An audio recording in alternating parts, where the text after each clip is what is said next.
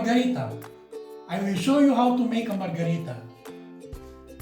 A margarita is a cocktail consisting of tequila, orange liqueur, and lime juice. Always served with salt on the rim of the glass. The drink is served shaken with ice, blended with ice, or without ice. To start,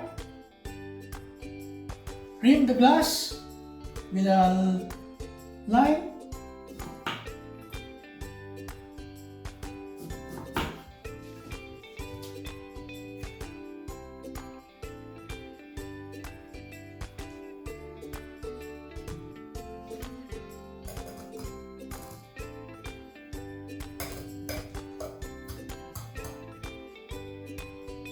Okay. Now,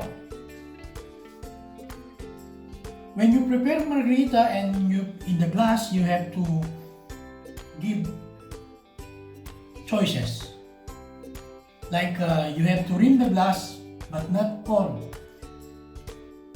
Maybe half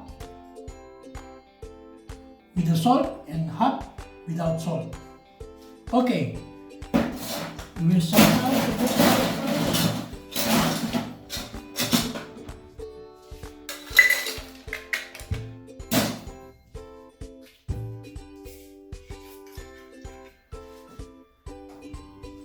50 ml tequila,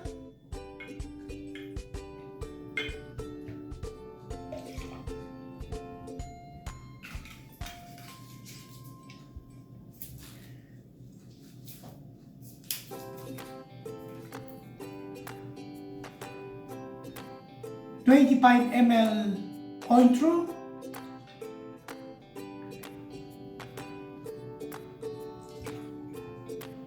Cointreau is a triple sec, it's an orange liqueur.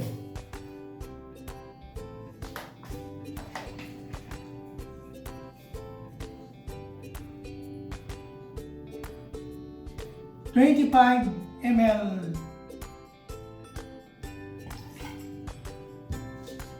lime juice,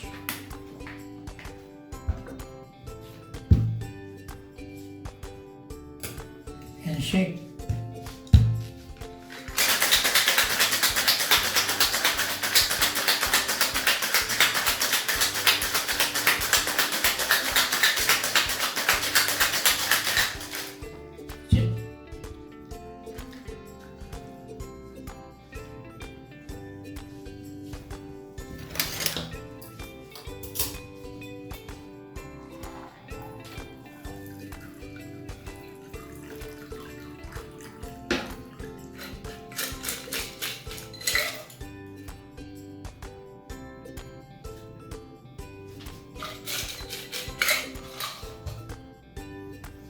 Put garnish,